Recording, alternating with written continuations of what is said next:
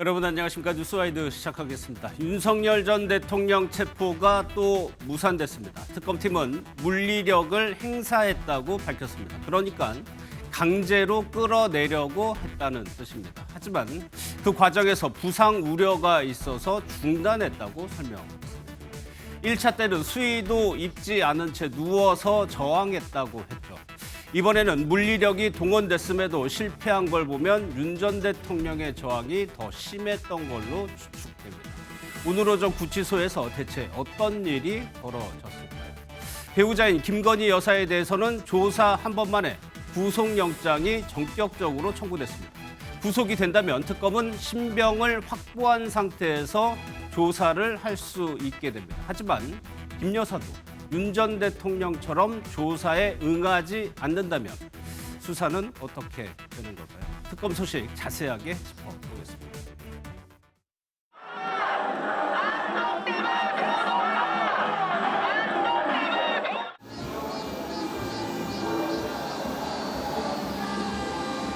건국 이후에 이런 일이 단 한 번도 없었습니다.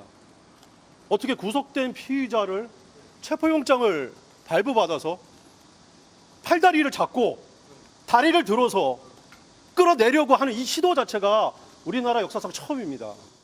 오늘 오전 8시 25분경 서울구치소에 피의자 윤석열에 대한 체포영장 집행을 지휘하였으나 피의자가 완강하게 거부하였고 피의자의 부상 등이 우려된다는 현장의 보고를 받고 9시 40분 집행을 중단하였습니다. 네, 세 분과 짚어보도록 하겠습니다. 이승훈 더불어민주당 전략기획부위원장, 김철현 경일대 특임교수, 이경민 변호사 나오셨습니다. 어서 오십시오. 예. 오늘 김건희 특검팀에서요, 윤석열 전 대통령에 대한 체포영장을 집행을 했습니다. 앞서 특검에서는 물리력을 동원하겠다는 뜻을 시사했었죠. 실제로 체포 과정에서 물리력이 동원된 것 같습니다. 윤 전 대통령 변호인단 측에서 이례적으로 기자회견을 자청해서 이렇게 얘기를 했습니다. 젊은 사람 10여 명이 달라붙어서 앉아있는 윤 전 대통령을 양쪽에서 팔을 끼고 다리를 붙잡고 그대로 들어서 차량에 탑승시키려 했다라고 주장을 했고 특검팀에서는 교도관 10여 명이 동원이 됐다고 했습니다. 일단은 지금 특검팀에서 어떻게든 윤 전 대통령을 데리러 오려고 물리력을 행사한 것까지는 맞는 것 같아요. 그렇습니다. 법이 살아있다는 것을 보여주고 싶었을 거예요. 예. 계속해서 속옷 차림으로 특검 소환을 거부하는 모습들을 봤을 때 좀 법을 집행을 확실하게 해야 되겠다라고 하는 특검의 생각이 있었던 것 같습니다. 예. 그럼에도 불구하고 아주 강력히 저항을 한 것으로 보여져요. 그냥 온몸으로 막은 것으로 보여지는데 윤석열 전 대통령 개인에 대해서는 저는 강력한 집행이 필요하다라고 봅니다. 그렇지 않으면 피의자들이 검사가 조사받으러 나오라고 하는데 예. 다 거부해버리면 이제 앞으로 이게 어떻게 되겠습니까? 예. 그런 측면에서 저렇게 강력히 집행을 해야 되는 게 맞는데 문제는 이제 전직 대통령이란 직이 있었잖아요. 이건 결국에는 국격의 문제인 것인데 윤석열 전 대통령이 저렇게 거부함으로써 대한민국의 국격이 떨어지는 부분이 있고 결국에는 특검의 저런 행동이 또 과하다라고 또 판단할 수도 있는 부분이 있거든요. 그런 측면에서 오늘 저는 굉장히 좀 찹찹한 심정이고요. 왜 전직 대통령이고 검찰총장까지 했던 분, 그렇게 체포와 영장을 제일 많이 집행하고 발부했던 신청했던 분, 왜 그분이 공수처 수사도 거부하고 체포도 거부하고 법원의 영장도 거부하고 법원의 체포 영장 집행까지도 이렇게 거부하는 모습을 보면서 저분의 인생에는 무엇이 들어있을까 저는 참 궁금하고 답답한 심정입니다. 그러니까 이런 상황이 벌어진 것 자체가 좀 착잡하다는 말씀이시죠. 그렇죠. 사실 물리력 동원하는 건 예고가 됐습니다. 저번 특검에서 최서원 씨, 최순실 씨 사례까지 언급을 했었고 법무부 장관이 업무에 적극적으로 협조하라고 구치소에 지시까지 내렸기 때문에 이거는 예고가 된 거예요. 그렇습니다. 김건희 특검 같은 경우에는 사실 자존심에 걸린 문제였거든요. 왜냐하면 내란 특검 같은 경우에는 윤석열 전 대통령이 거부하니까 강제 소환이 실패했는데 이번 김건희 특검 같은 경우에는 윤석열 전 대통령에 대한 체포 영장까지 발부받은 상태에서 만약 이를 집행하지 못하게 되면 굉장히 조금 정치적으로 자존심 어떤 상처를 입게 되는 부분이 있거든요.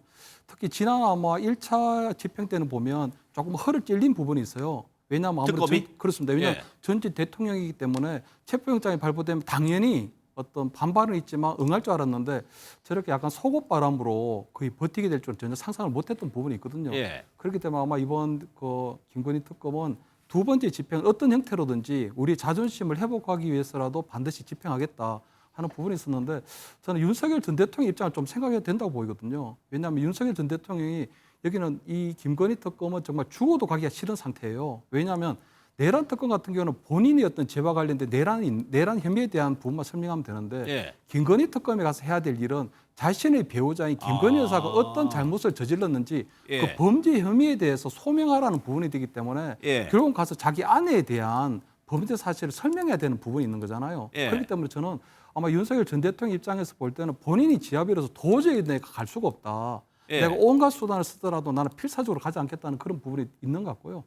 두 번째 어제 같은 경우에 아마 김건희 여사가 아마 지금 그 우리 김건희 특검에 소환 조사됐는데 아마 본인이 그 상황을 지켜보면서 너무너무 아마 심리적으로 아마 참담했을 걸로 보이거든요. 출석하는 것 자체만 보고 그렇습니다. 왜냐하면 어쨌든 우리 예. 헌정사였던 대통령의 부인이 이렇게 수사기관에 아마 처음으로 이렇게 공개 소환되는 거 처음인데다가 본인이 그래도 특수부 검사였고 검찰총장을 지낸 예. 나름대로 그래도 전직 대통령인데 본인이 결국은 김건희 여사를 지 몸미 지켜주지 못한 거거든요. 지켜주지 못해서 여전히요? 미안하잖아요. 예. 그렇기 때문에 아마 저는 김건희 여사가 어제 저렇게 출두하는 모습을 보면서 윤석열 대통령 입장에서 볼 때는 완전 심리적으로도 완전 타격을 받은 상태인데 오늘 당연히 다시 김건희 특검이 당신의 와이프가 어떤 잘못을 저질렀는지 가서 소환해서 혐의를 소명하라고 하는 예, 부분에 예. 있어서는 결국은 윤석열 전 대통령이 어떤 형태로든지 아마 반발했을 것이고 앞으로도 저는 아마 구속영장 오늘 체포영장의 시한이 만료가 됐는데 또 다시 발부가 된다고 하더라도 예. 비슷한 형태로 아마 나올 가능성이 크지 않을까 저는 이렇게 보입니다. 예,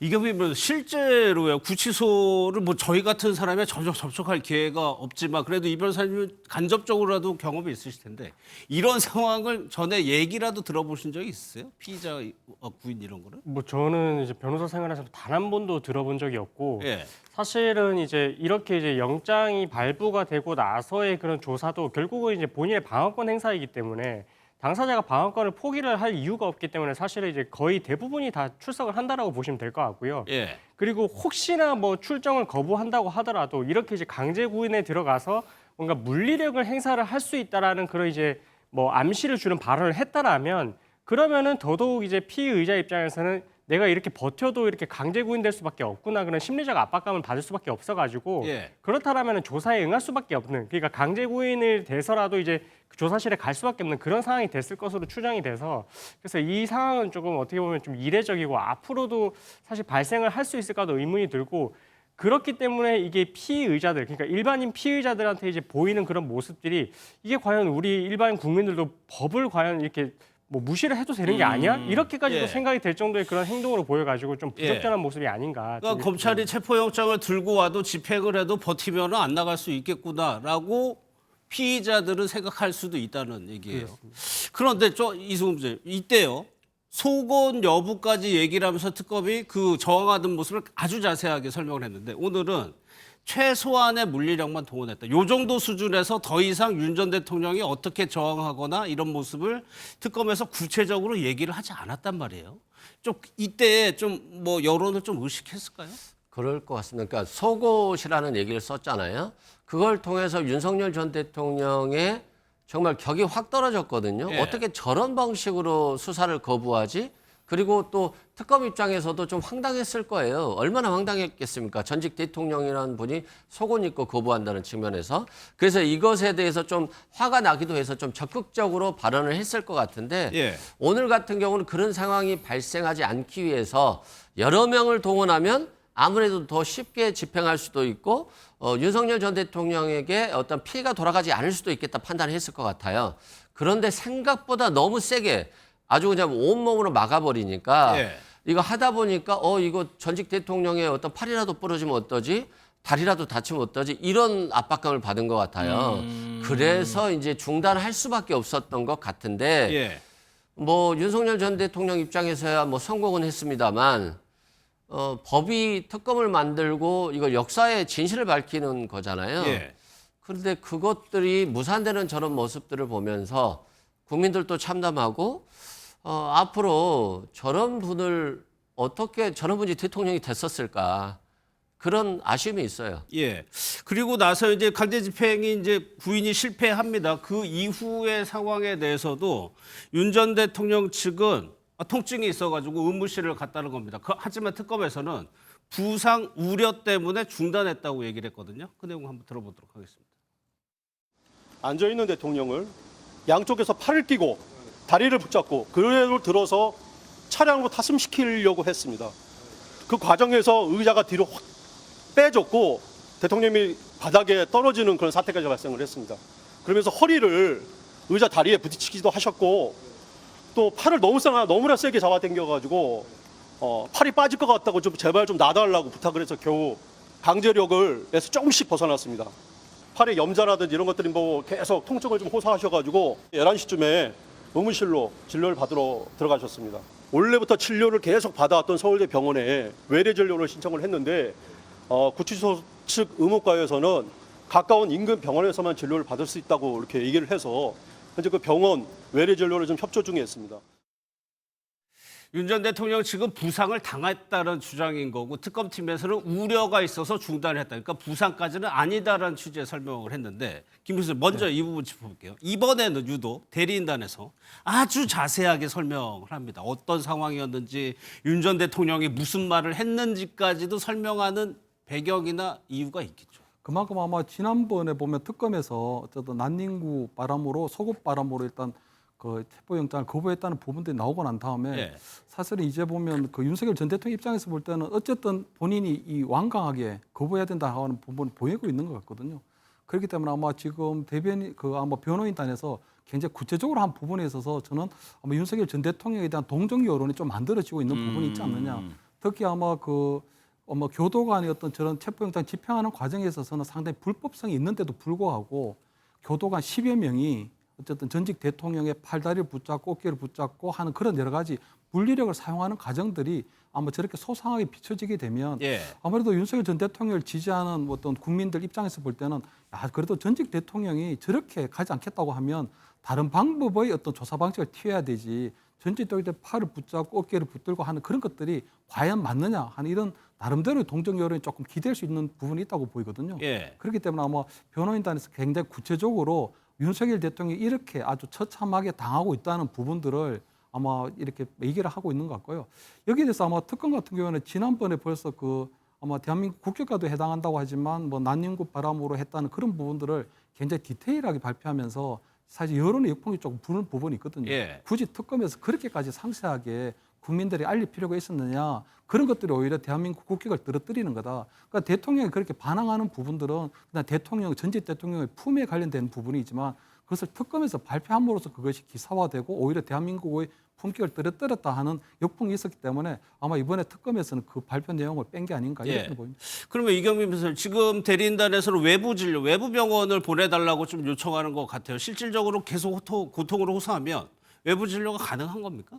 만약에 이제 안에서 이제 의무 과장이 진료를 했을 때 바깥에서 진료가 필요하다라고 할 것 같으면 당연히 이제 외래 진료도 갈 수가 있고요. 그건 사실 이제 그 피의자의 상태를 고려해서 판단을 하게 됩니다. 그래서 외래 진료의 필요성이 있다라고 하면 외래 진료를 받을 수가 있고 아까 윤 전 대통령 변호인 측에서 이제 원래 진료받고 있는 병원으로 가게 해달라 이렇게 이야기를 했다는데 사실 그것 또한 어떻게 보면 좀 의무과에서 결정을 할 일이거든요. 정말로 이제 기존에 이제 병원에서 진료를 받을 정도로 상태가 심각하다라고 할 것 같으면 그렇게 이제 허락을 할 것이고 근데 그게 아니라 가까운 주변, 구치소 주변의 인근 외래 진료만 받아도 충분하다라고 판단을 할 것 같으면 그렇게 할 것이라서 그 부분에 대한 1차적인 그 결정은 아마 이제 구치소 내에 있는 의사가 결정을 하지 않을까 싶습니다. 그러면서 특검에서 오늘 뭐라고 얘기했냐면 그 구치소 안에 변호인이 들어오지 못하는 곳이 있나 봐요. 그런데 거기에 변호인이 들어와 있어서 그 경위를 확인 중이라고 했거든요. 만약에 들어와서는 안 되는 곳에 변호인이 들어온 게 확인된다면 또 처벌이 가능한 겁니까? 이 부분에 대해서는 사실 형사처벌의 대상이 될지는 조문을 살펴봐야 될 것 같은데 일단은 지금 구치소 내에서 이제 변호인이 들어갈 수 있는 곳이 변호인 접견실입니다. 접견실? 변호인 접견실인데 지금 이제 보도된 내용으로 봐서는 변호인 접견실이 아니고 출정을 나가기 전에 옷을 갈아입는 그런 공간이다라고 이제 하고 있거든요.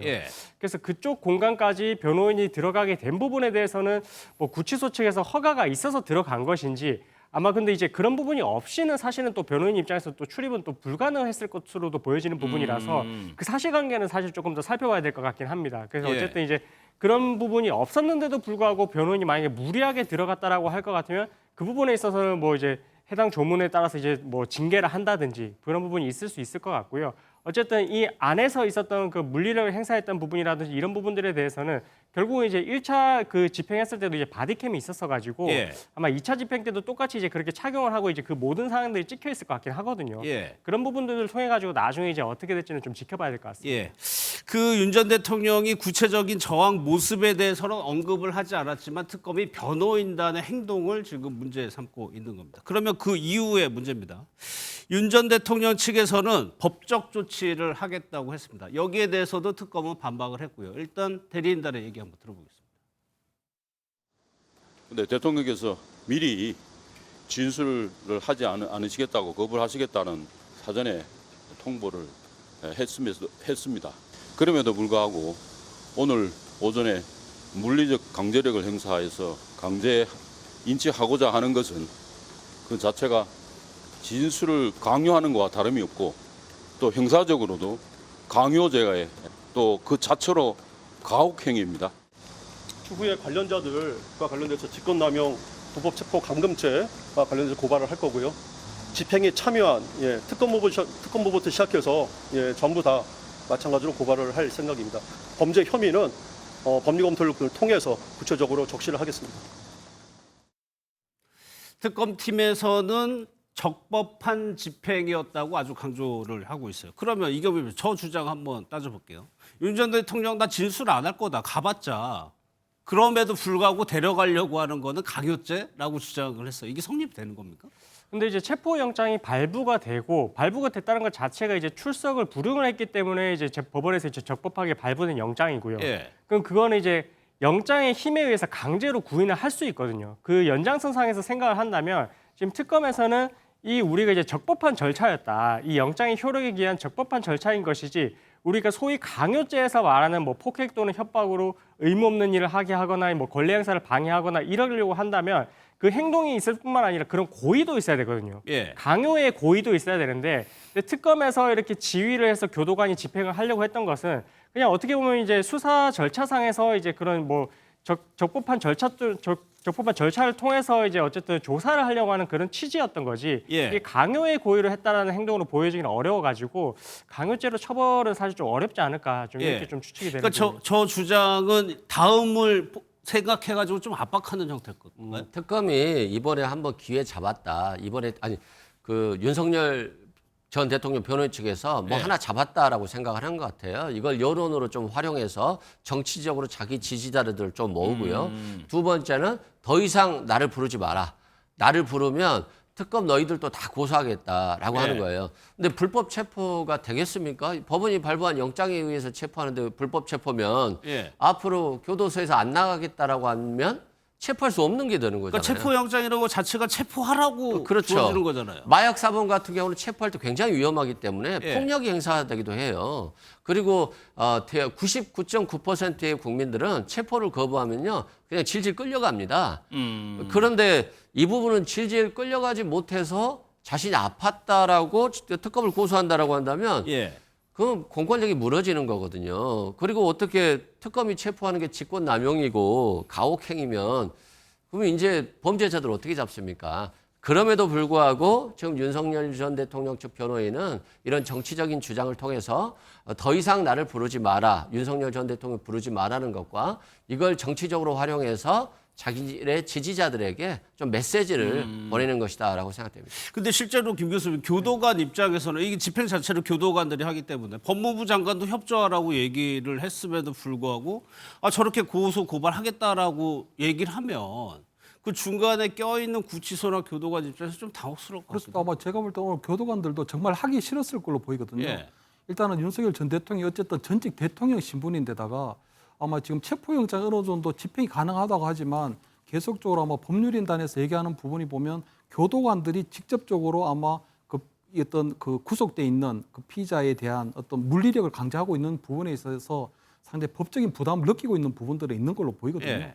그렇기 때문에 저는 아마 지금 오늘 그 정성호 법무부 장관이 아마 서울구치소장이 거의 직을 걸고 협조하라고 했는데도 불구하고 교도관 10여 명이 달라붙었는데도 불구하고 아마 이런 것들이 이루어지지 않았다면 아마 앞으로의 과정에서도 굉장히 좀 어렵지 않을까. 그래서 아마 지금 계속적으로 중간에 끼어 있는 교도관들이 굉장히 조금 곤란한 그런 상황으로 가게 있는 부분이거든요. 그렇기 때문에 저는 아마 더 이상 아마 교도관들에 대한 그런 굉장히 위험한 또는 거의 좀 정말 하기 싫은 그런 일을 계속 시키기에는 조금 부담이 크지 않을까 이렇게 보입니다. 그럼 이경민 변호사 앞으로 특검이 어떻게 할지를 좀 전망해 봐야 되는데요. 체포영장 기한이 오늘까지였어요. 그러면은 다시 하려면 체포영장을 다시 발부받거나 아니면은 그냥 조사 없이 기소하는 방법 이 두 가지인가요? 그렇습니다. 두 가지로 생각을 해볼 수 있을 것 같고, 근데 대신 이제 체포영장이 한번 발부가 됐는데 집행을 하지 못하고 다시 청구하는 것이기 때문에 그런 경우에는 조금 사유가 조금 더 엄격해집니다. 그럼 1차 체포영장이 나왔는데도 불구하고 왜 집행을 못했냐?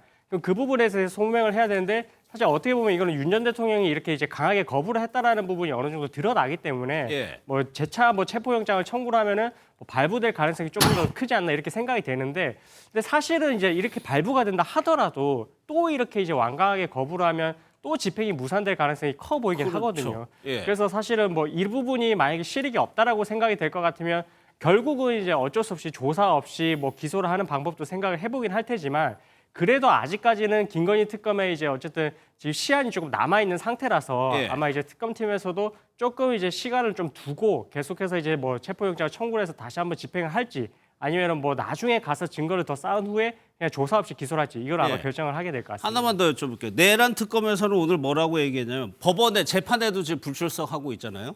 구인영장을 요청하겠다고 밝혔거든요. 만약에 구인영장이 발부가 되면 이게 구인영장 이름은 다르지만 지금 오늘 봤던 체포영장이랑 똑같은 절차를 통해 가지고 데려오게 되는 건가요?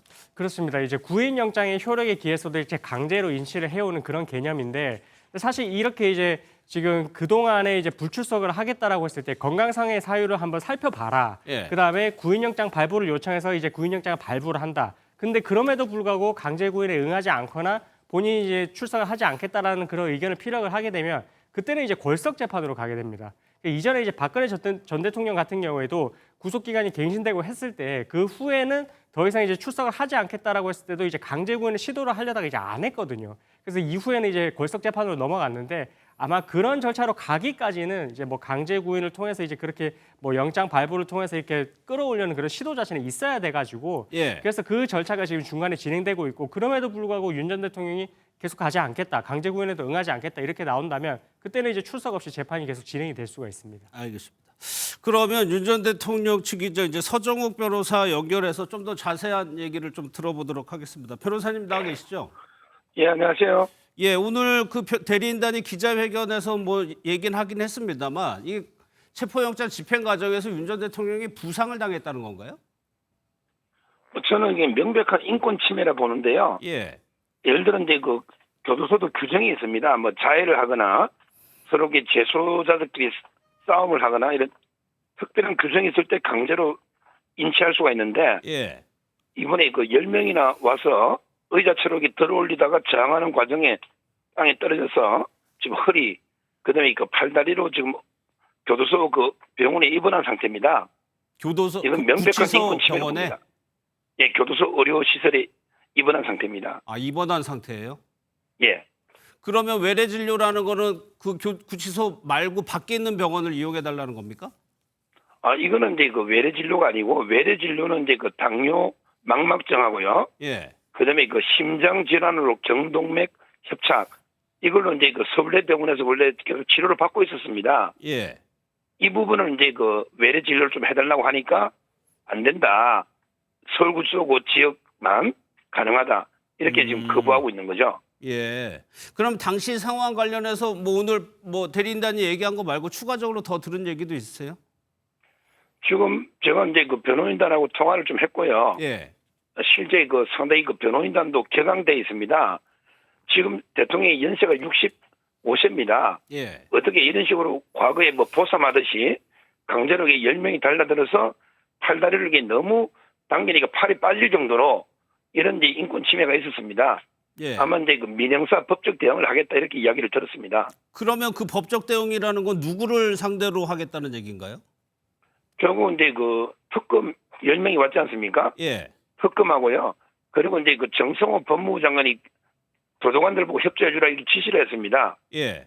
그래서 아마 그 법무부 장관, 특검 이런 식으로 이렇게 대응을 할 거로 보입니다. 아, 법무부 장관하고 특검팀이요. 예. 그럼 변호사님 왜 윤 전 대통령 조사받으러 나가면 되잖아요. 근데 그 조사 자체가 이제 그 혐의가 아주 약한 겁니다. 그 윤상현 의원한테 전화했다는 그 혐의거든요. 예. 근데 이거 내란 혐의로 온 것도 아니고, 예. 그러니까 제 말에 그 어차피 답을 정해놓고 결론 내려놓고 망신주기라고 보기 때문에 그렇게 진술 거부권 하겠다고 미리 통지를 했습니다. 예. 그런데 강제로 이렇게 끌고 하던 게 이유가 없지 않습니까? 공정한 수사를 안 보는 거죠. 특검팀이 부르는 거는 그냥 망신주기다. 예. 예. 김건희 여사 관련 소식도 여쭤볼 텐데 오늘 구속영장을 청구했어요. 특검팀에서요. 예. 예상하셨나요? 전혀 예상을 못했다고 합니다.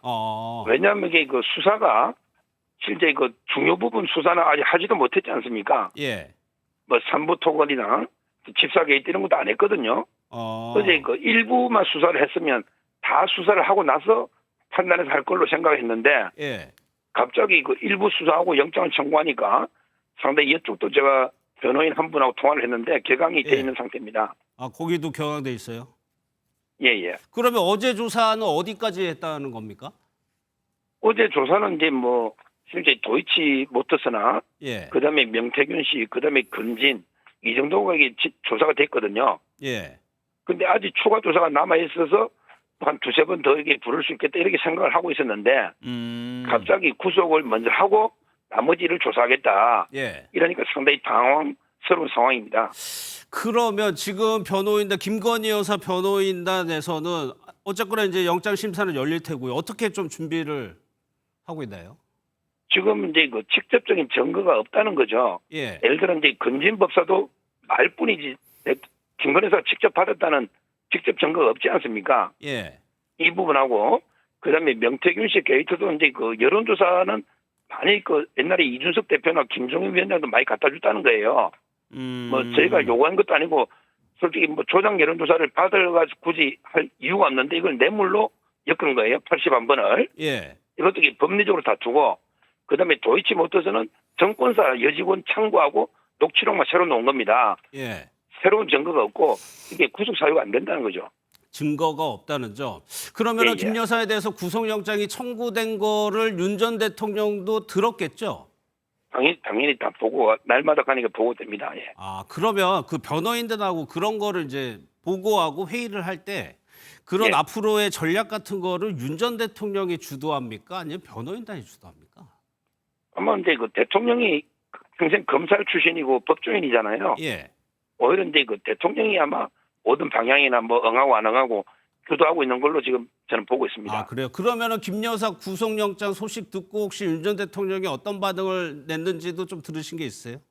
그 부분은 이제 그 변호인도 제가 알아본 통화한 변호인은요. 예. 그 부분은 이제 모르고 아직까지 뭐 직접적인 언급은 없는 걸로 들은 바가 없습니다. 예. 그런데 이제 서 변호사님이 증거가 그런 혐의에 대해서 증거가 없다고는 하셨지만 앞서 윤 전 대통령도 그렇고 지금 관련자들이 구속하는 되는 사유를 보면 재판부는 예. 증거인멸 우려를 굉장히 강조하고 있거든요. 이 부분에서는 어떻게 대응하실 생각이세요? 아마 이제 이 부분은 뭐 김건희 여사 변호인 측에서는 아무리 뭐 증거인멸을 하더라도 직접적인 증거가 없지 않습니까? 솔직히 근진 법사도 받은 증거가 없지 않습니까? 예. 현재 따라서 이제 그 범죄가 증명이 안 됐다. 예. 일단 증거인멸이나 도주는 없고 증거인멸보다는 앞단계 범죄가 증명이 돼야 되지 않습니까? 예. 실제 그 범죄가 증거가 없기 때문에 증명 자체가 안 됐기 때문에 영장이 기각되린다. 이렇게 큰 방향을 증거인멸보다는 예. 범죄의 증명 부분에 맞추고 있습니다. 어제 서정욱 변호사님 저희 인터뷰하면서 이제 구속을 막기 위해서 특검의 소환에도 성실히 임하고 뭐 아는 대로 다 얘기할 것이다라고 하셨는데 실제로 이제 김 여사가 진술한 내용을 보면은 대체로 부인하는 거의 다 부인한 형태로 갔단 말이에요. 오히려 이것이 구속영장 청구를 좀 앞당겼을 가능성도 있었을까요? 아마 이제 특검 입장에서는 그렇게 판단할 수가 있는데 예. 제가 보기에 진실을 밝힌 거지 무조건 부인한 게 아닙니다. 예를 들어 이제 뭐 명태균은 법리적으로 여론조사를 뇌물로 보는 게 좀 황당하다는 입장이고, 예. 그리고 이제 그 주가 조작도 오래됐지만 새로운 증거가 없다는 녹취록밖에 없거든요. 예. 청구 여직원하고. 예. 그리고 이제 그 건진법사는 진짜는 아마 특검에서도 인정할 겁니다. 김건희 여사가 받았다는 물적인 증거는 하나도 놓은 게 없지 않습니까? 예. 따라서 이게 진실대로 정언한 거지 무조건 부인한 건 아닙니다. 김 여사가 얘기한 진술한 것이 이제 사실이다. 예, 이게 팩트입니다. 예, 오늘 구속영장 심사 영장 청구 예상을 못했다고 하셔가지고 좀 더 나간 얘기긴 합니다만 만약에 김 여사가 이제 구속이 된다면 예. 윤 전 대통령 지금 특검 수사에 응하지 않고 있단 말이에요. 김 여사도 같이 특검 수사에 더 이상 나가지 않을 가능성까지도 저희가 봐야 되나요? 뭐 그 부분은 저도 이제 상상을 못했기 때문에 예. 뭐 제가 뭐라고 하기는 좀 그렇고 지금 현재 그 변호인단은 뭐 영장 기각을 확신하고 있는 예. 이 상태이기 때문에 그 이후까지는 아직 뭐 전혀 고민하고 있지 않습니다. 그러면은 이제 윤 전 대통령도 다 보고를 받는다고 하니까 김 여사 심사 대비해서도 윤 전 대통령이 여러 가지 코치를 해주겠네요. 아마 이제 뭐 어떻게 조언할지는 같이 한번 상의를 할 거로 저는 보고요. 저 변호인이 똑같습니다. 예, 그렇죠. 김건희 여사 변호인 세 분과 윤 대통령 변호인이 똑같기 때문에 예. 아마 이제 그 김 여사 문제에 대해서도 대통령이 변호인을 통해서 조언하지 않을까 이렇게 보고 있습니다. 알겠습니다, 서정욱 변호사님. 여기까지 하겠습니다. 감사합니다. 예, 고맙습니다. 예. 이제 김건희 여사 구속영장 청구 소식으로 넘어갈 텐데 어제 한 11시간 정도 조사를 받았죠. 그 영상 한번 좀 보도록 하겠습니다.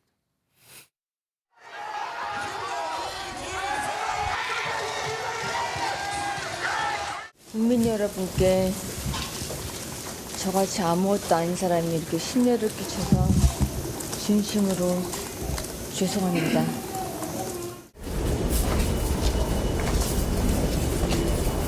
여사님 마지막으로 입장 한 말씀 아니요 지금은 부탁드려도 좀 될까요? 죄송한데 건강이 매우 안 좋으세요. 그래서 자제 좀 부탁드리겠습니다. 어떤 점 소명하셨는지만 간단하게 한 말씀 나중에 부탁드릴 수 있을까요? 말씀드리겠습니다. 죄송합니다. 하셨나요? 죄송합니다. 나중에 말씀드리겠습니다. 오늘 오후 1시 21분 김건희 씨에 대한 구속영장을 청구하였습니다. 죄명은 자본시장과 금융투자업에 관한 법률 위반, 정치자금법 위반, 특정범죄 가중처벌 등에 관한 법률 위반 알선 수재입니다.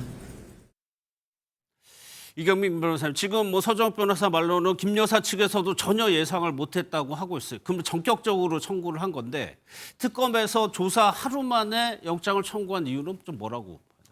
일단은 앞으로 이제 조사를 해야 될 분량이 좀 많이 남은 건 사실입니다. 예. 근데 이제 그게 혐의가 많은데 그런 부분들에 대해서 보다는 일단은 지금 이제 어제 조사를 받고 나온 내용들이 결국은 이제 증거 인멸을 했다라고 볼 수 있는 그런 내용들이 좀 있고, 그리고 특히나 이제 객관적인 증거, 그러니까 증권사 직원하고의 통화 내용을 제시를 하면서까지도 이야기를 했는데 그런 부분들에 대해서 부인을 하는 입장을 이제 봤을 때 예. 계속 앞으로 이제 불구속 상태로 있게 되면 나머지 이 증거 인멸의 가능성도 배제를 할 수가 없다. 뭐 이런 부분들을 생각을 한 것 같아가지고 그래서 어제 출석을 했을 때 이 조사를 받는 태도를 아마 봤을 것 같습니다. 태도를. 그렇죠. 예. 혐의에 대해서 인정을 하는지 부인하는지 여부를 봤을 것인데 아마 도이치모터스 사건이라든지 명태균 의혹과 관련해서 아마 관련 증거들이 꽤 많이 수집이 됐을 거거든요. 근데 그럼에도 불구하고 부인을 하는 모양새로 가니까 예. 아마 이 부분에 있어가지고 결국 이제 조사에 협조하지 않고 앞으로 이제 증거인멸의 가능성이 높다라고 판단이 되니까 전격적으로 구속영장을 청구를 하고 그래서 신병을 확보한 이후에 나머지 조사를 진행을 하겠다. 나머지 혐의에 대해서 파악을 해보겠다. 이런 취지가 아닌가 싶습니다. 그 중에 하나가 이제 나통 목걸이라고 불리는 건데 이거를 어제 김건희 여사 이제 언론 보도를 보면은 2010년에 홍콩에서 본인이 샀다라고 일단 진술을 한 것 같아요. 그런데 또 나온 추가 보도 보면 이 목걸이가 2015년도에 출시된 것이다. 그러니까 2010년도에 샀다는 거, 모조품을 샀다는 거는 앞뒤가 맞지 않는다라고 특검이 보고 있다는 보도가 나왔어요. 이런 것들이 여러 개 쌓여서 구속영장을 청구했을까요? 그러니까 증거 인멸 사유가 되는 거죠. 범죄는 중대한데 계속 부인하고 있고 그 부인이 좀 황당하다라고 예. 하는 측면인 것 같아요. 그래서 아마도 조사를 더 진술을 받는다 할지라도 특별히 달라진 게 없고 지금까지 증거와 조사만으로도 영장이 발부가 될 확률이 높다. 그래서 신병을 확보해서 수사하는 것이 더 유리하다, 효과적이다라고 판단한 것 같습니다. 예. 특히 예를 들어서 그라프 목걸이가 2010년에 자신이 샀다는 건데 2010년이면 아마 공소시효가 다 만료된 것일 거예요. 가품을 샀다 할지라도 상표법상에. 그리고 또 본인이 샀다라고 하는 거잖아요. 본인이 샀다라고 해야지 남이 샀다라고 한다면 그 사람 또 조사할 거 아닙니까? 그래서 본인이 샀다라고 했는데 저는 이렇게까지 만약에 거짓말을 할 거면 그 목걸이가 언제 나온 것까지도 정확히 확인했어야 될 건데 2015년에 나온 목걸이를 2010년에 살 수는 없는 거잖아요. 그러면 김건희 씨의 진술이 완전히 거짓말이다라고 하는 것이 되는 것이고 또 주식을 7초 만에 매도해달라고 해서 7초 만에 매도했던데 그게 우연의 일치다라고 하는 거거든요. 우연의 일치로 할 수는 없잖아요. 그리고 본인의 녹음이 주식 매매에 있어서 40% 수익을 그런 주가 조작 세력이 달라고 한다. 이런 것들이 다 녹음돼 있음에도 불구하고 모르겠다, 기억이 없다 이렇게 진술하는 걸 보면 아 이거 판사가 보더라도 이건 말이 안 되는 답변이기 때문에 아마 영장이 발부될 거야라고 특검이 확신한 것 같고 신병을 확보해서 수사하는 것이 훨씬 효율적이다라고 판단한 것 같습니다. 뭐 여러 가지 특검이 뭐 증거나 뭐 정황을 가지고 조사를 했겠지만 저희가 알 수 있는 거는 지금 현재 이 목걸이가 조금 대표적이기 때문에 김 교수님 이게 목걸이 가지고 김건희 여사 측의 설명이 계속적으로 변해왔고 결국에는 2010년까지 이게 해명이 새로 나왔습니다. 그러니까 저는 뭐 2010년도에 아마 홍콩에서는 모조품을 구입했다고 했기 때문에 어느 정도 그 모조품과 관련된 알리바이가 조금 성립이 된 줄 알았는데 저 반그라프라고 하는 저 목걸이 2015년도에 나왔다면 2010년도에 구매했다는 것 자체가 부정이 돼버리는 상황, 깨져버리는 상황이기 때문에 아마 전체적인 알리바이를 아마 구성하는 데 조금 문제가 생긴 것 같고요. 다만 저는 아마 그 김건희 여사 쪽은 이런 것 같아요. 그 반그라프라고 하는 진품 목걸이가 없지 않느냐. 결국은 특검에서 그 진품 목걸이 확보하지 못했으니 내가 2020년도 나토 정상회의에 갔을 때 꼈던 그 목걸이가 내가 가품이라면 내가 빌린 거라면 결국은 특검에서 나를 직접적으로 할 수 있는 그런 방법은 없지 않느냐 하는 이런 것 같거든요. 왜냐하면 통일교 본부장이 김건희 여사를 직접 만나서 목걸이를 전달한 게 아니라 중간에 건진법사라는 분이 포함이 돼 있거든요. 근데 그 건진법사가 지금 본인이 전달했다고 하는 또는 김건희 여사를 만나서 전달했다는 그런 구체적인 어떤 증언이 지금 나와 있지 않은 상태라면 본인이 계속적으로 저거를 받지 않았다고 하면 저는 뭐 특검에서 진품이 없는 상태에서 저거를 계속적으로 유지해 나가기 쉽지 않다고 이렇게 보이는 것 같거든요. 또 한편으로 볼 때는 저는 아마 김건희 여사가 어제 나올 때 보면 아무것도 아닌 사람이라고 하는 컨셉트였는데 그 부분이 보면 나는 결국 힘이 없다는 걸 얘기하는 것 같거든요. 왜냐하면 그렇겠죠. 명태균 씨가 얘기하는 공천 개입, 그 김영선의 어떤 공천과 관련해서도 본인은 남편인 윤석열 그때 당선인에게 어떤 김영선이 어쨌든 대선에서 고생을 했으니 이번에 공천을 주는 게 맞지 않느냐 하는 의견만 전달했을 뿐이지 실질적으로 공천관리위원장이었던 윤상현하고 통화를 하고 윤상현이 마음을 바꾸고 한 부분은 윤석열 대통령이 만든 부분이지 나는 그것과는 아무런 상관관계가 없다는 부분을 자르고 있는 부분이거든요. 그래서 저는 지금 김건희 여사 측의 어떤 변호 전략은 일단은 진품이 확보, 그라프 목걸이 이런 부분들에 있어서는 본인이 받지 않았다. 그 물증이 확보되지 않는 이상 특히 스모킹 건이 없으니 나는 모르겠다는 거고 두 번째 대부분의 것들은 결국은 윤석열 대통령이 권한이 있기 때문에 윤석열 대통령을 통해서 한 부분이라는 걸 얘기하고 있기 때문에 사실은 본인이 지금 어떤 짊어져야 될 책임보다는 윤석열 대통령의 상당한 사법적 책임을 떠넘기고 있는 상황이고요. 나머지는 계속적으로 부인하는 전략으로 계속 나가고 있는 게 아닌가 이렇게 보입니다. 목걸이 같은 경우는 윤 전 대통령, 뭐 김 여사 측에서는 이게 본질과는 크게 상관이 없고 뭐 범죄가 있는 것도 아니다라고 이제 얘기를 하고 있는 거니까요. 그러면 그 공천 개입 의혹에서 이경규 변호사님 어제 김 여사가 들어가면서 아무것도 아닌 사람이라고 얘기했다는 거는 나는 힘도 없고 권한도 없고 그런 거 없으니까 공천 개입에 어떤 영향력을 행사할 수 없다라는 취지로 주장을 할 것 같아요. 그렇습니다. 그때 입장을 밝혔던 게 뭐 물론 이제 그런 취지가 아닐 수도 있겠지만 근데 이제 아무것도 아닌 사람이 사실 이제 영부인이 아무것도 아닌 사람은 아니지 않습니까? 근데 이제 그런 이야기를 하는 걸로 봤을 때는 본인이 어쨌든 이제 윤 전 대통령 공직자지만 본인은 이제 비공무원 민간인의 신분이고 그렇기 때문에 본인이 이제 이런 부분들에 대해서 이제 뭐 공천에 대한 이야기를 했다라는 부분도 결국은 그런 부분들에 관여해서 영향력을 끼칠 수 없는 사람이다라는 부분을 하면서 이제 윤 전 대통령하고의 약간 선을 긋는 듯한 그런 이제 발언을 한 것이라고 보여지거든요. 그래서 아마 조사를 했을 때도 비슷한 취지로 계속해서 조사를 받아왔을 것 같고 그리고 앞으로도 이제 조사받을 때 그런 입장을 취하게 될 것 같고 영장실질심사 갔을 때에도 본인은 민간인 신분에 불과하기 때문에 이 공직자들과 관련된 이 범죄에 있어서는 하등의 그런 관련이 없다, 공범 관계가 없다, 이렇게 이제 선 긋는 쪽으로 아마 계속해서 입장을 나타내지 않을까 싶습니다. 그리고 그 명태균 씨 그 여론조사 관련해서는 계속 보내주니까 그냥 받아본 것뿐이다는 취지로 얘기를 했거든요. 이 부분은 어떻게 생각하세요? 그러니까 우리가 여론조사라고 하는 게 언론기관에서 알아서 하는 경우가 있잖아요. 맡겨서. 예. 그럼 김건희 씨는 그냥 여론조사 주니까 받았다. 예. 이게 뭔지도 모른다. 내가 이걸 부탁한 것도 아니고 돈이 들어가는지도 몰랐다. 예. 라고 하면서 일단 자신이 시키지 않았다라고 하는 것. 그리고 명태균 씨에 대한 인사와 관련해서도 대통령도 윤석열 전 대통령도 그 당시 대통령이 아니었고 나는 부인이었는데 나한테 자꾸 전화가 오니까 부담스러워서 어쩔 수 없이 뭐 그냥 얘기만 했을 뿐이지 권한을 남용한 건 아니다. 예. 라고 한다면 사실상 이제 영장 과정에 있어서는 증거 인멸 우려가 있고 범죄를 부인하기 때문에 구속영장이 발부될 확률은 높습니다만 향후 재판 과정에서 특검이 스모킹 거를 갖지 못하고 한다면 실은 또 무죄가 나올 가능성도 있는 부분이거든요. 예. 건진법사도 한 축인데 끝까지 자신이 인사나 청탁을 했음에도 불구하고 예. 김건희 씨에게 목걸이를 주진 않았다라고 하고 있잖아요. 그리고 그 목걸이는 나오지 않고 있기 때문에 아직 못 찾은 것 같고요. 그렇죠. 서로 줬다 할지라도 예. 나중에 유죄 입증에 있어서는 상당히 어려운 부분이 있을 것으로 보여집니다. 그러니까 이 부분이 아까 서정호 변호사도 얘기한 게 이제 공천 개입 의혹 관련해서 대통령실을 통해서 끊어냈다는데 지금 윤 전 대통령이 조사를 안 받고 있는 거니까 이 부분이 특검에서 어떻게 연결고리를 찾느냐는 거잖아요. 그렇죠. 그렇기 때문에 윤석열 전 대통령을 강제적으로라도 끌어내려고 했던 것 같아요. 그럼에도 불구하고 나오지 않기 때문에 예. 실은 또 특검은 이런 생각을 했을 수 있습니다. 윤석열 전 대통령이 이렇게 수사를 안 하고 있고 이건 자기 부인을 비호하기 위한 것이다. 그래서라도 김건희 씨에 대한 영장은 발부돼야 된다. 예. 라고 강조하면서 전격적으로 영장을 청구했을 가능성이 있고요. 예.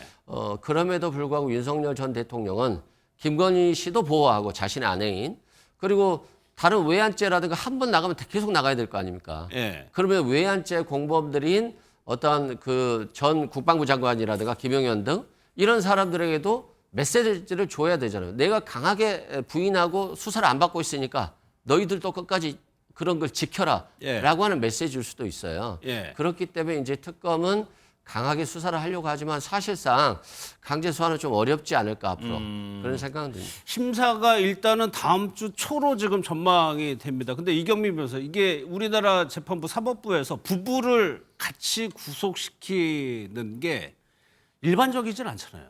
그렇죠. 이제 관례라고 좀 표현하는 게 맞을 것 같은데 뭐 그렇게 하면 안 된다 이런 법이 있는 건 아니고 예, 예. 관례적으로 이제 부부를 이렇게 같이 구속을 시켜버리면 경제활동, 그러니까 생계의 곤란이 생기는 그런 부분이 있다 보니까 한 명이 이제 구속이 되면 나머지 한 명은 혐의가 있다 하더라도 불구속 상태에서 진행을 하는 케이스가 많이 있었습니다. 예. 근데 이제 그게 깨진 게 이제 예전에 이제 조국 전 의원이고, 그렇죠. 그래서 이제 어쨌든 뭐 지금 상황에 있어서는 조금 다른 게 뭐 윤 전 대통령 같은 경우에는 뭐 내란 특검에서 지금 구속을 한 것이고. 김건희 여사 같은 경우에는 김건희 특검에서 지금 어쨌든 구속을 하려고 하는 것이기 때문에 특히나 이제 김건희 여사 같은 경우는 그 모든 의혹에 어떻게 보면 정점이라고 표현되는 사람이라서 특히나 이제 관련 증거들이 나와 있는데도 불구하고 납득할 수 없는 해명을 하고 있고 그리고 그런 부분들이 앞으로의 조사 과정에 있어서도 뭔가 말맞추기의 가능성을 통해서 이제 뭔가 증거인멸의 우려가 있다라고 할 것 같으면 예. 당연히 수사기관에서는 구속을 시켜놓고 이제 나머지 조사를 진행하는 게 맞거든요. 그것이 우리나라 수사기관에서 그동안 진행했던 원리 원칙이기 때문에 대통령 부부였다라고 하더라도 그런 특혜를 줄 것은 아니고 원칙으로 돌아가서 이렇게 부부라고 할지라도 혐의가 너무 중대하고 증거인멸의 우려가 있다라고 할 것 같으면 구속영장을 청구하는 것이 맞고 그렇기 때문에 특검에서도 이 절차로 나아갔다 이렇게 예. 해석을 하면 될 것 같습니다. 그래서 김 교수님 홍준표 전 시장이 오늘 무슨 얘기를 했냐면 부부 중에 한 사람은 불구속해야 한다는 게 본인의 진원이었대요. 그런데 조국 전 장관 그 사례처럼 그때 부부가 구속이 됐으니까 이것이 윤 전 대통령의 자업자득이다 이렇게 해석을 했고. 왜냐하면 그때 당시에 보면 홍준표 아마 그때 후보 그러니까 홍준표 의원이 그때 아마 대선 경선 과정에서 부부 둘 한꺼번에 구속하는 것은 너무 가혹하다. 본인이 오랫동안 검사를 하면서도 보면 동일 범죄를 저지른 부부를 함께 구속해버리면 너무 가혹하기 때문에 직업윤리상 그분이 잘못됐다 하는 바람에 아마 내부적으로 그때 아마 조국을 수호하는 홍준표 일에서 엄청나게 당내 비판을 받았고 그런 예. 것들이 대선 과정에 경선 과정에서도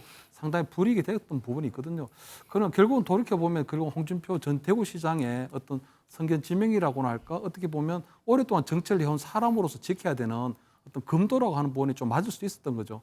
근데도 불구하고 아마 그때 당시에 아마 조국 아마 부부에 대한 수사를 진행하고 한 부분이 결국 윤석열 그때 당시 검찰총장이 그것을 강행하고 또 뭐 부부를 구속시키나 한 부분이 있었기 때문에 결국은 돌고 돌아와서 부메랑 형태로 윤석열 전 대통령이 지금 돌아오게 되는 그 상황을 맞게 되는 상황이 된 부분이 있거든요. 예. 그렇기 때문에 저는 홍준표 아마 전 대구시장이 얘기했던 뭐 어느 정도 아마 법 앞에 뭐 특권도 없고 뭐 예외도 없을 수도 있지만 그 부분에 있어 어떤 지적이나 이런 부분들은 상당히 타당한 부분이 있었다 이렇게는 보입니다. 예.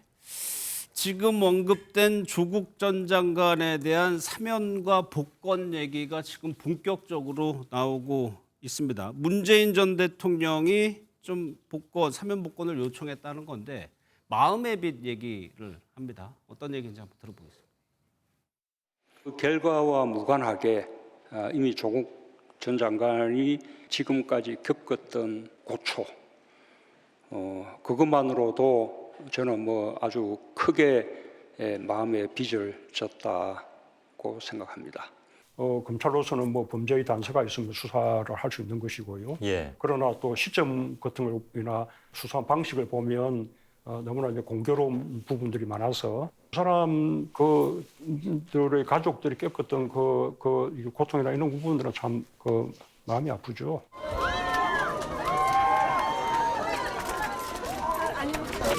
책 준비가 다 돼인지 모르겠네. 적당 한 말씀 하시고 들어가시면. 적당 나중에 또 하고 놀 테니까. 예, 알겠습니다. 예. 계속하세요. 예.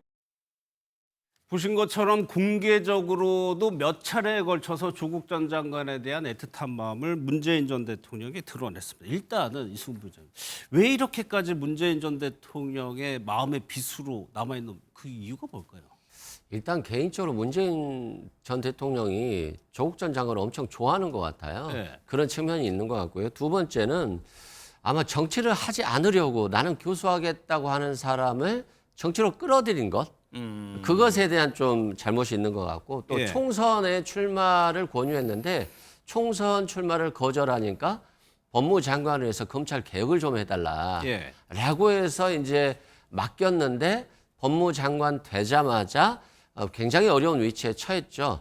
그리고 이제 그것을 수사했던 분이 윤석열 전 대통령이고요. 예. 그런 측면에서 자신이 윤석열 전 대통령을 중앙지검장으로 임명한 것, 그리고 조국 전 장관을 검찰개혁 임무를 완수할 법무장관을 임명했던 것, 이런 과거들이 다 좀 미안한 것 같아요. 근데 이건 인간적 감정인 것이고 예. 또 전직 대통령과 전직 장관과의 관계는 또 공적인 관계가 좀 있기 때문에 전직 대통령이 너무 좀 마음의 감정을 드러내는 것도 그렇게 뭐 현 대통령이 있는 상황에서 좀 부담을 지울 수 있기 때문에 예. 조금 자제해도 됐을 것 같은데 자제하지 못하시고 이렇게 말을 한 걸 보면 예. 조국 전 장관에 대한 어떤 애틋함이 있는 것 같아요. 실은 뭐 조국 전 장관의 딸도 의사 자격증이 나왔습니다만 의사면허 박탈됐죠. 박사학위 다 박탈됐죠. 아마 지금 고졸일 겁니다. 예. 그리고 뭐 전 부인도 지금 현 부인도 징역 5년 정도 살았고요. 조카도 구속됐었고 동생도 구속됐었기 때문에 결국 이런 것들이 좀 아직도 굉장히 네. 깊은 곳에 있지 않나, 마음 깊은 곳에. 그럼 민주당에서는 조국 전 대표 이런 사면 복권 얘기가 조금 부담스러운가요? 아니, 저는 개인적으로는 네. 사면 복권 하는 게 맞다라고 생각을 해요. 8.15 광복절에 하나, 나중에 크리스마스 때 하나 큰 차이는 없거든요. 예. 그런데 대통령 입장에서 보면 이게 지금 국민적으로 이 시기가 무르익었을까? 국민 눈높이에 맞을까? 아직 형기가 조금 사는 데 있어서 좀 부족한 것 같은데 크리스마스 때가 한다면 예. 국민들의 어떤 불편함도 전혀 없고 딱 맞는 시기가 아닐까 이런 고민을 할 것 같아요. 근데 그 상황에서 전직 대통령께서 좀 사면해달라고 부탁을 한 걸 보면 예.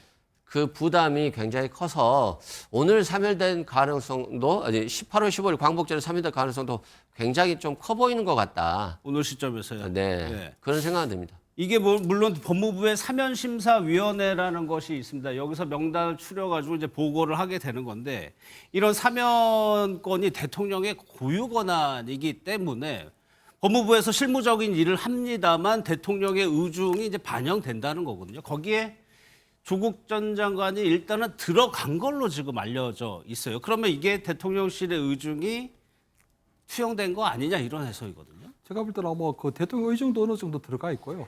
정성호 법무부 장관이 그때 본인의 인사청문회 때 보면 조국 전 대표에 대한 양형이 너무 과하다. 어떤 지원제에 대해서는 지원제에 비해서 너무 양형이 과하기 때문에 사면할 필요가 있다는 얘기를 벌써 어느 정도 공개적으로 밝힌 부분이 있거든요. 그렇기 때문에 아마 이재명 대통령 입장에서 볼 때는 아마 이 부분에 대해서 아마 나름대로 아마 조국 전 대표에 대한 사면을 고민하고 있을 것 같은데 저는 한 3가지 관점에서 볼 때는 이재명 대통령이 안 할 수는 없는 부분이거든요. 안 할 수가 없다. 왜냐하면 일단은 지금 이재명 대통령이 이번에 대통령 되는 과정에 있어서 가장 절대적이었던 민주당의 우리 어떻게 뭐 개딸로 표현되는 강성 당원들이 적극적으로 지금 조국 전 대표에 대한 사면을 요구하고 있는 부분이 있거든요. 그렇기 때문에 아마 본인을 대통령으로 만들어준 민주당이 강성 당원을 의식하지 않을 수가 없고요. 두 번째는 지난 대선 때도 보면 조국 혁신당에서 대선 후보를 내지 않고 오히려 이재명 후보의 단일화를 일찌감치 해줬거든요. 그랬죠. 또 지난 총선 때도 보면 조국 전 대표가 지민 비주라고 해서 지역구는 민주당, 그다음 비례는 조국 혁신당을 찍어달라고 해서 굳이 어떤 지역구에서 민주당하고 어떤 표 분열이 일어나지 않도록 또 조국 전 대표가 민주당이 어떤 다수당을 만드는 데 있어서 상당히 공헌한 부분이 있기 때문에 조국 혁신당이 이번 대선을 통해서 내미는 그 청구서를 예면할 수는 없거든요. 그리고 마지막에 볼 때는 이 국민의힘이 지금 내란 정당의 프레임으로부터 완전히 벗어나지 못하고 있는 상태거든요. 어떻게 보면 국민의힘이 지금 대선 패배 이후에 보수 혁신을 하고 나름대로 건전한 야당으로 자리를 잡고 있으면 이재명 대통령이 어떤 조국 전 대표에 대한 사면권 행사하는 부분에 있어 강력하게 문제 제기를 할 수 있는데 지금 국민의힘이 아주 질이 밀밀하고 있는 상황이기 때문에 이럴 때가 오히려 이재명 대통령 입장에서 볼 때는 조국 전 대표에 대한 논란이 많을 수 있는 조국 전 대표에 대한 사면을 단행해버리는 것이 그냥 혹을 때는 가장 확실한 방법일 수도 있는 부분이 있거든요. 그렇기 때문에 아마 이재명 대통령 입장에서 볼 때는 어느 정도 조국 전 대표에 대한 사면을 염두에 두고 사면 명단을 정한 것이 아닌가 보는데 저는 조국 전 대표에 대한 사면은 조금 이런 부분이 있거든요. 이재명 어떤 대통령 국정 운영에도 상당한 부담이 있겠지만 과거에도 보면 문재인 대통령 어떤 문재인 정권 때 조국 사태가 벌어지면서 보수하고 진보가 극렬하게 갈렸습니다. 그때 조국 대표에 대한 그 조국 그때 어떤 수석에 대한 어떤 사태가 벌어지면서 그때 광화문에 보수 어떤 집회가 열리고 100만 명이 나오고 막 이런 일이 벌어졌거든요. 그래서 아마 지금 이번 이재명 대통령 입장에서 볼 때는 지금 국론 통합이 굉장히 중요한데 특히 작년 12월 3일 열린 시행된 지난 12월 3일 어떤 비상기업 때문에 굉장히 국론이 분열되어 있는 상태인데 이번에 조국 전 대표에 대한 사면이 단행돼 버리면 다시 보수와 진보가 분열되는 국론이 분열되는 그런 계기가 만들어질 수 있거든요. 그렇기 때문에 아마 이재명 대통령이 내세운 어떤 통합, 국민 대통합 그리고 앞으로 여러 가지 국정 현안을 해결해 나가는 부분에 있어서는 조국 전 대표의 사면이 가장 위험한 요소이기 때문에 저는 아마 어느 정도 사면을 어느 정도 염두에 두고 그 타이밍이라고 볼 수 있을지 모르지만 이것이 새로운 국론 분열의 어떤 신호탄이 될 수도 있어서 상당히 우려스럽다는 그런 말씀을 곁들이고 싶습니다. 그럼 이 관련해서 대통령실은 어떻게 보고 있는지 또 국민의힘에서는 당연히 반대를 하고 있습니다. 그 목소리까지 한번 들어보겠습니다. 2시에 사면위원회가 열리는 것으로 알고 있습니다. 그리고 국무회의를 거쳐서 사면 대상들이 의결이 되고 난 이후 공식 발표를 하게 됩니다. 그 과정에는 최종적인 대통령의 사면권 행사에 대한 결심이 있게 되는데요. 그때까지는 저희도 최종적으로 알긴 어렵고 그 이후에 결정 과정을 통해서 저희도 발표될 즈음 확정된 명단을 알 수 있을 듯합니다. 조국 전 대표가 특사 명단에 포함되어 있다는 기사가 사실이라면 정부는 이 부분에 대해서 굉장히 잘못한 것이라고 우리는 강력하게 규탄을 합니다. 이 부분은 저희가 이경민 변호사님 좀 설명을 해드려야 돼. 사면이 있고 복권이 있습니다. 사면은 이제 풀려나는 거고 복권은 요 피선거권과 관련된 내용인 거죠. 그렇습니다. 이제 지금 이 형이 확정이 되면서 피선거권이 이제 제한이 된 상태입니다. 그렇기 때문에 10년간 이제 어쨌든 공직에 출마를 할 수 없는 그런 상태인데 복권이 되게 되면 이제 그 부분도 이제 어떻게 보면 해소가 된다. 그러니까 출마도 할 수 있는 거예요. 그렇습니다. 이제 그래서 이제 뭐 다음 뭐 지방 선거라든지 아니면 국회의원 선거라든지 대통령 선거라든지 이제 출마를 할 수 있게 되는 그런 어떻게 보면 정치적인 그런 또 영향력이 있는 그런 조치이다 보니까 예. 아무래도 이게 뭐 일단은 법적인 걸 떠나가지고 지금 시기에 이게 사면을 하는 것이 뭐 맞나, 그것이 이제 뭐 나중에 정치적으로 끼치는 영향력, 그다음에 국민들한테 주는 메시지 뭐 이런 부분들까지 다 고려를 하기 때문에 조금 이게 신중하게 조금 사면이 이루어져야 되는 부분이 있지 않나, 그래서 이런 이야기가 나오는 것 같습니다. 예.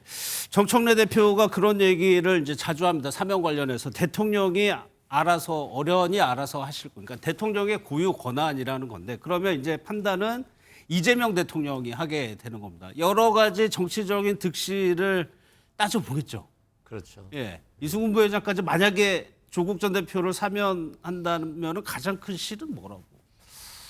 저는 그렇게 큰 실이 없을 것 같아요. 일단 실이라고 하는 게 저는 이제 표면적으로 보면 지방선거죠. 예. 조국 전 장관이 사면복권이 돼서 적극적으로 지방선거에서 뛰면 호남에서 자치단체장들이 조국 혁신당이 뺏길 수도 있다. 이런 우려가 있는 거잖아요. 그런데 문제는 사면을 하지 않는다라고 해서 그럼 지금 사면하지 않고 크리스마스 때 사면한다라고 한다면 어차피 지방선거 전이 되지 않겠습니까? 그런데 만약에 크리스마스 때까지도 사면을 하지 않는다라고 한다면 조국 혁신당과는 완전히 대립되는 갈등이 생길 수 있습니다. 그렇다라고 한다면 전국 각지에서 지방선거에 조국 혁신당이 후보가 후보를 나온다는 얘기죠. 낼 수도 있거든요. 예. 그래서 이러한 사건들은 이해득실을 따지기보다는 진정성으로 좀 가는 게 맞는 것 같아요. 예. 조국 전 장관도 구속됐었고 그 부인도 구속됐었지만 현실적으로 보면 이재명 대표만 수사한 게 아니었거든요. 정말 김혜경 여사에 대해서도 집요하게 수사를 했었거든요. 그런 어려웠을 때의 어떤 그런 감정도 좀 나눌 필요가 있다라고 생각되고 예. 윤석열 전 대통령이 너무 못했기 때문에 사실상 조국 전 장관에 대한 동정론이 많아요. 그래서 저는 뭐 사면을 한다라고 해서 민심이 이탈되거나 예. 국정 운영 동력을 잃지는 않을 것 같다. 예. 어차피 크리스마스 때 할 거라고 한다면 광복절 때 해서 이 조국 혁신당과의 관계를 예. 진정성 있게 가져가는 것이 오히려 국정 운영에 도움이 되지 않을까, 저는 오히려. 이런 생각을 합니다. 그러면은 만약에 사면 복권을 시켰을 때 역풍이 그렇게 크지 않다는 의미일 수도 있는 건가요? 그렇죠. 윤석열 전 대통령이 여전히 건재해서 국민들의 존중을 받고 있다라고 한다면 예. 좀 민심 이탈 우려가 있죠. 그런데 예. 지금 윤석열 전 비슷한 대통령은 분석이시네요. 모든 행동을 잘못했다라고 생각하고 있기 때문에 예.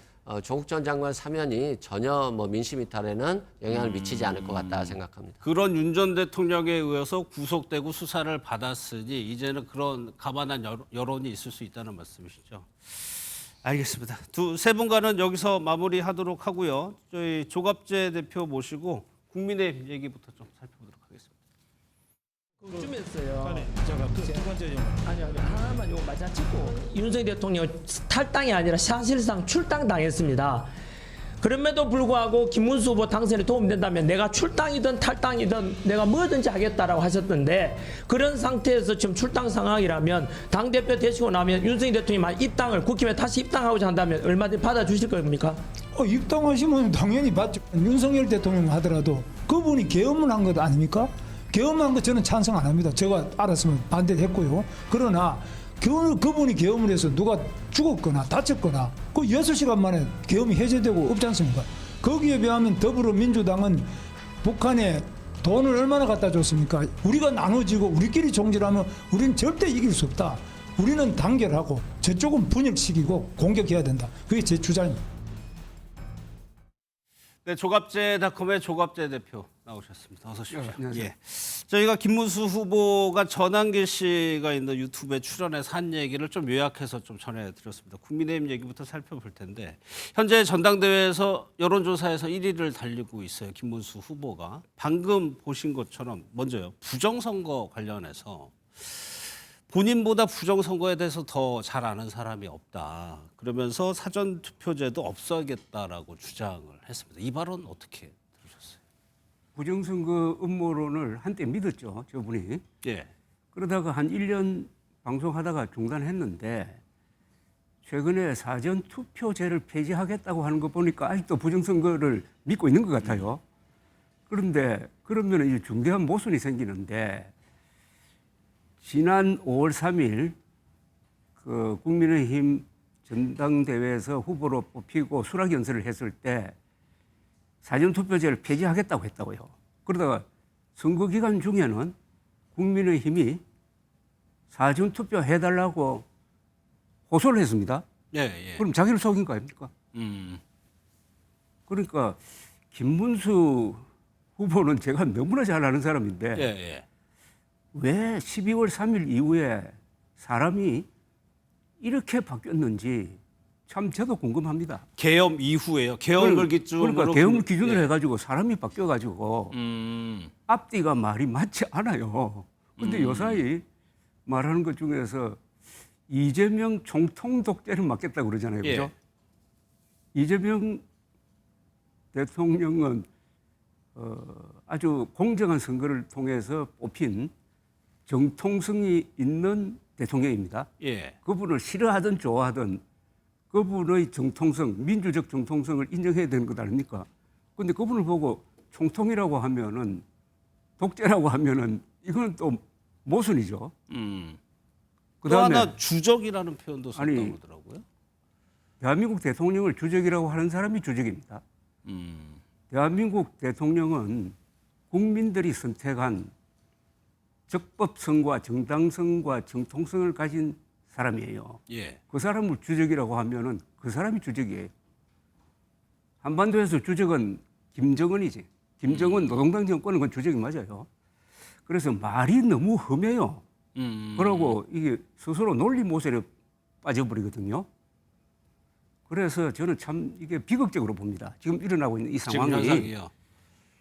정치인으로서는 저런 발언을 하면은 끝나는 거예요. 정치인으로서는 파산하는 겁니다. 저렇게 엄청난 말을 하면은. 그런데 만약 그래도 국민의 힘이 주로 당원들 중심으로 해가지고 김문수 후보를 당대표로 뽑는다면은 그것은 국민의힘은 극우당으로 간판을 바꿔야 되죠. 그때부터는 아마 보수층에서 심각한 고민이 일어날 거예요. 하나만 더 여쭤보고 또 여쭤볼게요. 또 윤석열 전 대통령에 대해서는 뭐라고 얘기를 했냐면 그 뭐 비슷합니다. 선거 기간에선 절연한 거 이제 탈당한 거를 강조했었는데 이번에는 윤 전 대통령이 입당을 희망할 경우에는 당연히 받아들인다. 이것도 앞에 한 이야기하고 또 다르잖아요. 예. 그럼 앞에 한 이야기는 표를 얻기 위해서 자기를 속였다는 거거든. 지금은 국민의힘이 윤석열 지지층이 많으니까 거기에 맞춰가지고 말을 또 바꾼 거예요. 그런데 그 말을 딱 줄이면은 윤어게인 당 만들겠다는 것 아닙니까? 그렇죠? 윤석열 씨가 복당을 하면은 그 사람 중심으로 당이 끌려갈 것 아닙니까? 그러니까 윤어게인 당 만들겠다고 선언한 거예요. 그러면 이런 김문수 후보의 말이나 행보가 저번에 대선이 있었고요. 뭐 경선도 있었고 이번에는 전당대회가 있습니다. 이 선거 때문에 선거용이라고 해석을 해야 됩니까? 아니면은 진짜 이렇게 생각을 하고 있다고 봐야 됩니까? 진짜 아니 그분이 선거를 많이 치렀잖아요. 국회의원 선거도 치르고 도지사 선거도 치르고 대통령 선거를 치른 사람이 부정선거가 있다고 믿는다면은 그분의 지능을 의심해야 되고 알면서도 그렇게 하면은 양심을 의심해야 되지. 그런데 어쨌든 공인 자격은 없는 거예요. 그러나 이런 선택은 국민의힘 당원들에게 달려 있습니다. 이래도 당대표로 뽑아가지고 국민의힘이라는 이 이름의 간판으로 내세울 거냐 아니면은 국민의힘 당원들이 헌법과 사실과 자유라는 보수적 가치에 입각해서 올바른 선택을 할 것이냐. 그건 국민의힘 당원들에게 달려있고 국민의힘 당원들이 윤석열 계열 사람을 다시 뽑아가지고 당권을 맡긴다고 하면은 그것은 자살하는 거죠. 보수의 자살은 항상 극우라는 현상을 통해서 나타나는 겁니다. 그런데 한국의 지금 극우는 과거에는 한국에 극우가 없었어요. 계엄 이후에 만들어진 게 극우입니다. 극우라는 것은 계엄에 찬성한 사람, 즉 헌법 파괴에 찬성한 사람이죠. 부정선 음모론에 동조하는 사람을 우리가 극우라고 하는데 지금의 극우는 윤석열의 자식입니다. 윤석열이 만들어낸 겁니다. 그러니까 굉장히 위험한 세력이 하나 생긴 거예요. 그런데 지금 흐름을 보면 윤 전 대통령 오늘 뭐 오전에 뉴스 보셨겠지만은 체포영장 거부 아주 극렬하게 거부를 하고 있고 특검 자체를 지금 정치적인 걸로 해석을 하고 정치 투쟁을 하고 있는 상황이거든요. 그러면 국민의힘의 전당대회 차기 지도부도 이런 생각을 가지고 있게 된다면 그게 더 큰 세력을 지금 형성하는 지금 특검이 지금 상당히 무리한 수사를 하고 있어요. 예. 이게 또 정청래 대표가 등장해가지고 너무 강경한 발언을 하고 있어요. 너무 앞서가고. 이게 저는 적대적 공생관계라고 할까요? 이게 국민의힘 안에서의 이 극우파를 상당히 도와줄 거라고 생각합니다. 여당에서? 그렇죠. 그러면 정청래 대표 같은 경우에는 아예 내란당으로 규정을 하면서 악수도 하지 않겠다고 얘기를 하고 있잖아요. 그럼 이 상태로 당분간 지금 여야 관계, 국회 관계가 지속될 수밖에 없는 자, 이렇게 생각해 보십시오. 만약 김문수 후보가 당대표가 되면은 이분은 이재명 정부를 총통 독재 주적으로 생각하는 사람이죠. 예, 그렇게 얘기하겠죠. 그럼 정청래 대표는 내란 당으로 해가지고 해산해야 된다고 생각하는 거라. 예. 그럼 이렇게 격돌하지 않겠습니까? 그게 무슨 대화가 있습니까? 적과 적의 대결만 있을 뿐이지. 그렇게 되면 우리 정치권이 상당히 경색되고 강대강대치로만 이어지면 그 피해는 또 국민이 받을 수 있는 거잖아요. 그러니까 이번 국민의힘 전당대회가 굉장히 중요하다는 거죠. 보수가 사느냐 아니면 극우화 되어가지고 분열되어 버리느냐. 그다음에 야당이 잘해야 여당이 잘하게 됩니다. 그리고 그게 장기적으로 보면 이재명 정부를 도와주는 거예요. 그러나 야당이 극단화돼가지고 분열상을 보이면은 이것은 한국 정치를 위해서도 또 한국의 진로를 위해서도 절대 좋은 게 아니에요. 그리고 한국의 보수는 지난 70여 년 동안 사실상 한국 발전, 문명 건설의 주체 세력, 주류 아니었습니까? 예. 그러니까 좋은 제도는 욕을 먹어가면서도 만들어가지고 오늘 우리가 누리는 자유와 번영을 뒷받침했던 게 한국의 보수 세력이에요. 보수 세력이 윤석열에 의해서 하이제킹 돼가지고 12.3 계엄 사태를 통해서 거의 자폭하고 있는 거거든요. 그러나 보수층은 한 40%는 돼요. 예. 건재합니다. 보수층은. 그러나 보수층을 대표하는 정당으로서의 국민의 힘은 지금 망해가고 있는 형편이죠. 그러니까 조금 시간이 걸리더라도 한국 보수층의 수준에 맞는 정당을 새로 만들어야 됩니다. 예. 그런 약간 절차가 있겠지만 시간이 걸리겠지만 결국은 글로 갈 것으로 보고. 예. 그러면 이번 전당대회가 하나의 과정이라고 봅니다. 그 과정이 전당대회에서 현재 이제 뭐 김문수 후보가 여론조사 앞서고 있으니까 그렇게 된 이후에 한번 국민의힘은 분당이나 이런 과정을 거친다는 말씀이실까요? 이렇게 되겠죠. 우선 극우당이라는 것을 선언하는 거거든요. 말하면 김문수 후보나 뭐 장동혁 후보 된다면 극우당이라는 걸 선언한 겁니다. 극우당이라는 것은 그 속성이 헌법을 부정해요. 또 부정선거론에 빠져가지고 공명한 선거를 부정선거라고 악선전하는 세력입니다. 그러면은 민주주의 체제에서 이런 정당을 계속 유지할 수 있느냐 하는 문제가 생길 거예요. 그런 고민을 국민의 힘이 하게 될 겁니다. 그런데 그 고민 속에서 어떤 분화 과정이 일어날 거라고 봅니다. 시간이 걸리더라도 일어날 수밖에 없어요. 근데 지금 한동훈 세력과 김문수 세력 사이에는 공통점이 별로 없어요. 헌법에 대해서도 합의된 생각이 없는 거예요. 그리고 부정선거 음모론이라는 이 중대한 문제에 대해서도 완전히 생각이 달라요. 그런데 같은 당에 있을 수가 없죠. 그건 나눠져야지. 그러면은 일단 이번 국민의힘 전당대회가 뭐 반탄 2명, 찬탄 2명으로 일단은 압축이 됐는데 이번 전당대회에서는 조금 기대할 게 없다고 보세요? 지금 분위기로는 상당히 좀 우울한데 전망이. 그러나 당원들이 한 7, 80만 명 되고 거기서 투표할 사람이 한 40만 명 될 거예요. 예. 그렇게 숫자가 많으면은 일반 국민들의 생각과 비슷한 쪽으로 수렴할 수도 있어요. 일반 국민들의 생각은 뭐냐 하면은 압도적으로 윤석열 반대 아닙니까? 예. 그죠? 부정선거 반대 아닙니까? 부정선거 없었다는 것 아닙니까? 개헌 반대 아닙니까? 그쪽으로 갈 수가 있는데 오늘 뭐 MBS 여론조사를 보면은 전당대회 기간인 중인데도 불구하고 컨벤션 효과가 아니라 역 컨벤션 효과가 나가가지고 예. 지금 16%까지 16% 역대 최저입니다. 예. 이건 뭐냐면 지금 전당대회에 대해서 여론이 냉담하다는 거거든요. 예. 왜 냉담하겠어요? 지금 김문수 후보 같은 사람이 나와가지고 저런 이야기 하니까 냉담하지 않을 수가 없잖아요. 냉담 정도가 아니라 냉소적으로 돼버리지. 예. 그런데 이게 참 이게 뭐 어떤 이런 현상이 전국 지표에서 이렇게 나오고 있지만 지금 또 당원들 대상으로 조사를 해보면 또 김문수 후보나 장동혁 후보가 앞서고 있는 현상이 나온다는. 그래서 것은 아까 말씀드린 대로 보수가 자폭을 할 때는 자살을 할 때는 극우화의 과정을 거치는데 극우화라는 것은 소수화되는 겁니다. 소수화가 되면서 비상식화가 되고 더 결속력이 강해져요.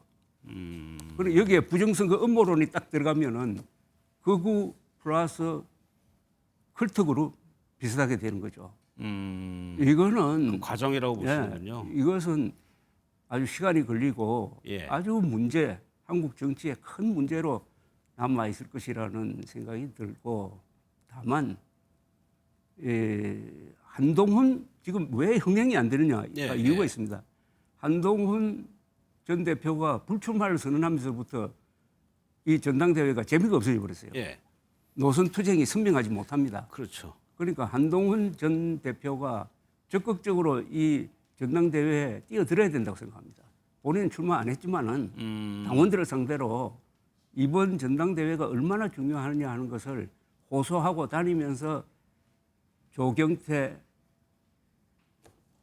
안철수 의원. 두 분의 예. 단일화를 뭐 중계를 하든지 그런 역할을 해야 된다고 생각합니다. 그러면은 뭐 대표님께서는 지금 뭐 국민의힘의 여러 뭐 의원이나 정치인 중에서 한동훈 전 대표에게 좀 기대하는 바가 좀 있으신? 그건 당연하죠. 지금 오늘 김문수 후보가 그런 이야기 했죠. 지난 비상계엄 때 아무도 죽은 사람 없다고. 예. 그거 왜 아무도 안 죽었습니까? 비상계엄을 국회가 2시간 만에 해제 결의를 했기 때문에 죽는 사람이 없었던 거 아닙니까? 그 해제 결의를 하는데 결정적 역할을 한 사람이 한동훈 당시 여당 대표라고요. 만약 그때 해제 결의를 안 했으면은 그 다음날 아침에 무슨 사태가 일어났겠습니까? 윤석열이 동원한 군대와 시민들이 나와가지고 광화문에서 격돌을 안 했을까요? 피를 안 흘렸을까요? 그러니까 김문수 후보는 한동훈 전 대표에게 감사해야 됩니다. 피를 흘리지 않도록 한 사람이 이재명, 한동훈, 그리고 민주당과 개혁신당, 그다음에 18명의 국민의힘 의원들, 이분들 예. 덕분이라고. 알겠습니다. 그리고 윤석열 씨가 피를 흘리지 않도록 계엄을 설계한 게 아니고 예. 피를 흘릴 수 없도록 막은 사람들을 그렇죠. 평가를 해야지. 예. 그 부분도 여쭤볼게요. 지금 저희 앞서에서도 조국 전 대표 사면복권 얘기를 했는데 조갑재 대표께서는 조국 전 장관 사면복권은 해야 된다고 보시나요? 어떻게 평가하세요? 그건 무리죠. 법 정신에도 안 맞고 지금 징역 2년 선고받고 지금 옥살이하고 있는 게 8개월째 아닙니까? 예. 8개월째. 그럼 3분의 1 정도 지났다고 형기의. 그러면 가석방을 하는 게 맞습니다. 수용 생활을 모범적으로 하고 형기의 3분의 1 이상을 지난 사람한테 주는 특전이 가석방입니다. 예. 왜 건너뛰어가지고 사면 여기 또 복권까지 붙일지 모르겠지만 그렇게 합니까? 이거는 정치적인 의도라고 봐야죠. 어떤 게 좀 숨어 있다고 보세요? 그렇게까지 추진하는 배경에는? 아니 그야 뭐 여러분들 다 아시다시피 동지적 관계 아니었습니까? 지난 총선 때부터. 예. 예. 그러니까 그런 정치적 그건 뭐 의리도 아니 그런 건 의리도 아니지만 하여튼 정치적 정분에 의해서 지금 조국 사면 논란이 실제 그 중요성보다 너무 커지고 있는 그런 느낌이 들어요. 근데 그런 논리 중에 하나가 그런 것도 있는 것 같아요. 윤석열 검찰에 대한 그 권한 남용이 너무 커서 그 피해를 복구하는 작업이 필요하다 이런 논리도 있던데 이 부분은 어떻게 생각하세요? 그거는 너무 그럼 그동안에 재판한 사람들은 뭐가 됩니까? 재판이 다 정상적으로 이루어진 거 아닙니까? 그 부분에 관한 수사도 그렇게 나는 무리가 없었다고 봐요. 아, 수사 자체는요? 예. 그런데 반면에 조갑재 대표께서는 최순실 씨, 최서원 씨를 사면해야 된다고 얘기를 하시더라고요. 그런데 지금 이 방송을 들으시는 분들은 최순실 감옥에 있다고 하면은 아니 아직도 감옥에 있어 생각하는 사람들이 제일 많을 거예요. 예. 왜냐하면 그 이른바 국정농단 사건의 관련자들은 다 사면 복권됐다고. 제일 중심 인물이 박근혜 전 대통령 아닙니까? 박근혜 전 대통령이 오래전에 사면 복권되었는데 예. 그 공범 한 사람만 딱 남은 거예요. 이분이 지금 9년째 살고 있다고. 예. 징역 18년 받아가지고 9년째 살고 있다고요. 그러면은 사면 아니면 가석방 정도는 해야지. 그게 이제 다른 사람들과의 형평성 문제 때문에. 형평성, 법리적으로도 그렇잖아요. 예. 가장 중요한 그 책임자는 사면된 지가 오래되는데 그보다 적은 역할을 한 사람이 9년째 살고 있고 9년이라면 보통 요새는 살인해도 사형 무기징역 잘 안 때리니까 뭐 한 10년 정도 되는데 9년 그리고 이것은 한 시대를 정리하는 거거든요. 대통령의 사면권은 나는 의미가 있다고 생각합니다. 사면을 함으로써 국민들이 악몽으로 생각하는 것을 역사의 저 건너편으로 보내는 그런 역할을 해요. 예. 그러니까 최순실, 최서원 이야기 좀 안 했으면 좋겠다고 생각한다면 그 사람을 풀어주는 게 법리상도 맞고 상식성도 맞고 이 인간이라는 것은 망각의 권리가 있습니다. 잊어버릴 건 잊어버려야 돼요. 알겠습니다. 오늘은 여기까지 하도록 하겠습니다. 고맙습니다, 대표님. 예. 이제 사건 사고 소식으로 넘어가겠습니다.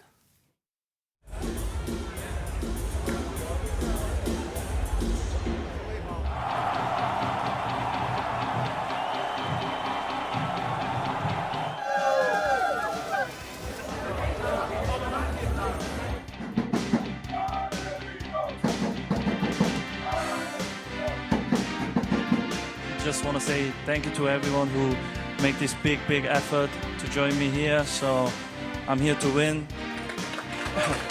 로스앤젤레스라고 하면은 한인분들이 정말로 많고 또 커뮤니티가 정말 큰 걸로 알고 있는데 당연히 한국인으로서 외국에 나와서 선수 생활을 할 수 있다는 게 정말로 행운이라고 생각을 하고 또 그런 분들을 또 더 자랑스럽게 만들어야 되는 게 제가 해야 될 목표라고 생각을 하기 때문에 저도 여기서 새로운 시작을 하는 것만큼 0에서 시작을 한다고 생각을 하고 또 이 클럽에서 헤어짐이 있을 때는 레전드로 불리고 나갈 수 있었으면 좋겠습니다. 두 분과 살펴보겠습니다. 강민경 아나운서, 손정혜 변호사 나오셨습니다. 어서 오십시오. 예. 인터뷰 봤는데 손흥민 선수 드디어 다음 팀이 결정이 됐습니다. 네, 맞습니다. 손흥민 선수가 미국에서 새로운 축구 인생의 새로운 챕터를 열게 됐습니다. 현지 시각으로 지난 6일 LAFC는 입단 기자회견을 열고 손흥민 선수의 영입을 공식적으로 발표했습니다. 오늘은 이 LAFC의 상징 블랙앤골드의 소니라는 빛을 더하는 날이다라고 말하면서 손흥민 선수는 국제 선수 로스터에 등록될 예정이라고 발표했습니다. 이에 LAFC 공동 구단주인 베넬 로즌솔은 소니를 우리 도시로 데려오는 것은 몇 년 동안 가장 수건했던 우리의 꿈이었다라고 말을 하면서 저와 제 파트너들은 소니라는 사람과 선수에게 굉장한 존경심을 갖고 있다라고 밝히기도 했습니다. 그러니까 이제 손흥민 선수는 10년은 유럽에서 뛰고 이제 앞으로는 미국에서 뛰게 되는 겁니다. 그렇습니다. 그간 10년 동안 정말 다사다난했고요. 정말 영광스럽고 기쁜 소식도 많이 전해줘서 아시아뿐만 아니라 전 세계적인 축구 선수로 거듭나는 기간이었는데 이렇게 10년이라는 긴 세월을 마침표를 찍고 다시 오랜 기간 또 다른 곳에서 둥지를 트는 손흥민 선수에게 많은 응원이 쏟아지고 있습니다. 예. 실제로 손 선수도 유럽에서의 성공이 이곳에서의 성공을 보장해주는 것은 아니라고 하면서 0에서부터 다시 시작하겠다. 시작은 0이지만 언젠가 이 팀을 떠날 때 레전드로 불리고 싶다라고 하면서 강한 포부를 드러내기도 했는데요. 사실 지금도 손흥민 선수는 레전드이긴 합니다. 그렇죠. 예. LA는 챔피언의 역사로 가득한 도시며 나는 그 다음 챕터를 써 내려가기 위해서 왔다.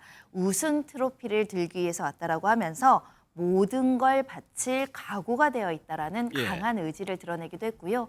이날 손흥민 선수의 등번호죠. 7번이 적혀있는 유니폼을 전달받기도 했고 또 한국어로 손흥민이라고 쓴 유니폼도 받았거든요. 이 유니폼을 들고 포즈를 취하면서 환하게 웃었습니다. 예. 그런데 LA로 갔다고 하니까 놀라시는 분들이 있는 게 엊그제에서 손흥민 선수가 약간 좀 아닐 것 같은 취지로 응답을 하긴 했었거든요. 네, 맞습니다. 손흥민 선수가 미국에 떠나는 그날까지도 예. 팬들에게 굉장히 아리송하게 말을 남겨서 아마 많은 분들의 궁금증을 자아냈던 것 같은데요. 손흥민 선수는 지난 5일 인천공항에서 36분간 200여 명의 팬들에게 사인을 해줬었거든요. 예. 당시에 한 팬이 손흥민 선수 미국에서 봐요 라고 말을 하자 손흥민 선수가 누가 LA에 가요? 라고 능청스럽게 농담을 했던 거기 때문에 아마도 농담이었군요. 네, 예. 마지막까지 궁금했던 것 같습니다. 예. 그런데 바로 다음 날 손흥민 선수가 LAFC 경기 관람석에서 포착이 됐고요. 이 전광판에는 LAFC 공격수 손흥민을 환영합니다라는 자막까지 나와서 이 손흥민 선수의 LAFC 입단이 기정사실화된 겁니다.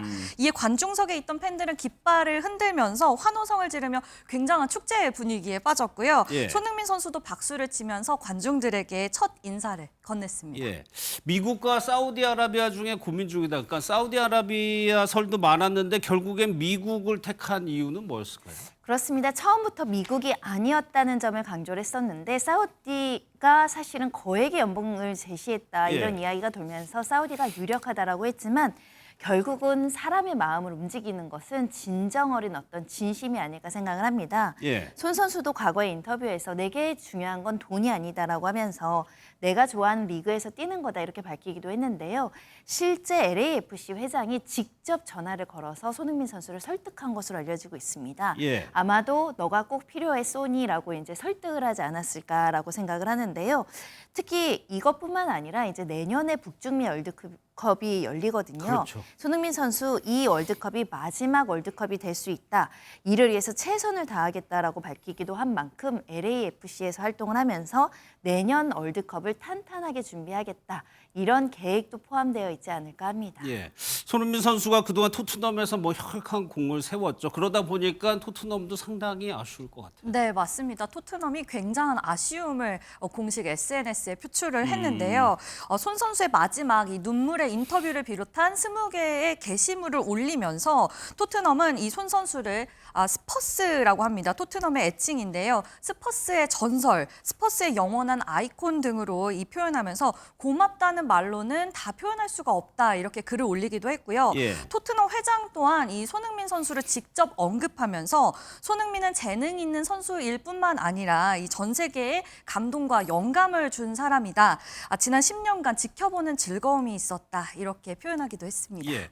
그러면 손 변호사님, LA에서는 손 선수를 언제부터 좀 볼 수 있는 거예요? 일단 뭐 빠른 준비를 하고 있지 않을까 생각을 하는데요. 비자 문제가 해결돼야 된다는 것이고요. 국제 이적 증명서가 발급되는 대로 출전할 것이다 이렇게 밝히고 있는데요. 그럼 언제까지로 계약됐느냐 굉장히 궁금하신 분들이 있을 텐데 일단 2027년까지 지정 선수로 등록되어 있고요. 예. 2028년까지 연장 옵션이 포함되어 있고 또 2029년 6월까지 옵션도 있기 때문에 LAFC에서 조만간 수년간 활약하는 모습도 볼 수 있을 것 같습니다.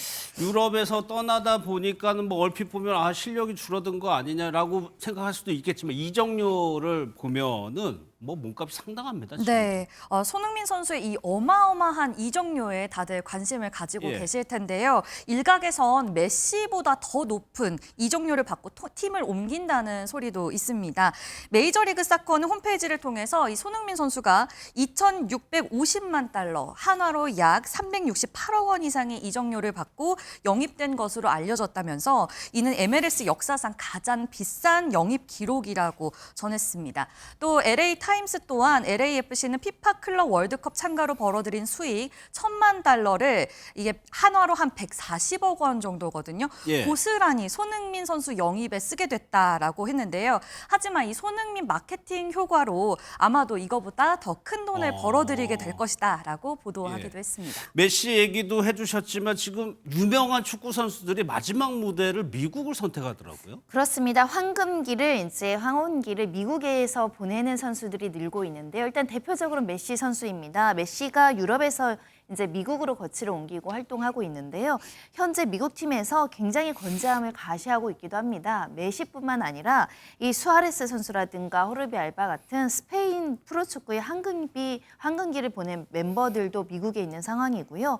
또 여러 가지 이제 독일 분데스리가 전설이죠. 밀러 선수를 포함해서 그 한국 선수 중에서도 지금 미국에서 활약했고 활약을 앞둔 선수들도 굉장히 많은 상황인데 대표적으로는 홍명보 선수, 그렇죠. 예, 과거에 그랬었고요. 이영표 선수, 김기희 선수, 황인범 선수 많은 사람들이 미국에서 이제 활약을 보이면서 많은 활동을 해왔던 만큼 이제 손흥민 선수가 미국에 진출해서 어떤 역사를 써 내려갈지 굉장히 기추가 주목되고 있습니다. 이제 손흥민 선수 덕에 LA 하면 이제 축구가 떠오르겠지만 전에는 야구였어요. 네, 원래는 LA는 사실 이 많은 한국 선수들이 뛰는 땅으로 유명한 곳이죠.